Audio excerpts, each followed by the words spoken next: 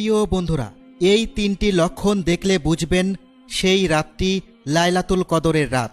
হাজার মাসে চেয়েও উত্তম যে রাত, সেই রাতে আসমান থেকে ফেরেশতারা অবতীর্ণ হন। রাসূল সাল্লাল্লাহু আলাইহি ওয়াসাল্লাম বলেছেন, নিশ্চয় সেই রাতের ইবাদত গুনাহ মাফের কারণ। লাইলাতুল কদরের কিছু লক্ষণ হচ্ছে, সেই রাতটি অনেকটা শান্ত হবে, খুব বেশি ঠান্ডা বা খুব বেশি গরম হবে না, এটি একটি শান্তিময় রাত মনে হবে। দ্বিতীয়ত, কিছুটা বৃষ্টি অথবা মেঘলা পরিবেশ হতে পারে। তৃতীয় লক্ষণ হচ্ছে, এই দিনের সূর্যতে ক্ষতিকারক রশ্মি তেমন থাকবে না, বেশি উত্তাপ হবে না। রাসূল সাল্লাল্লাহু আলাইহি ওয়াসাল্লাম যে আলামত বলেছেন, এর মধ্যে একটি অন্যতম।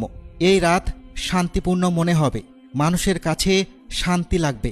লাইলাতুল কদরের লক্ষণগুলোর মধ্যে এটিও একটি লক্ষণ। রাতটি বেশ উজ্জ্বল আলোকিত রাত হবে।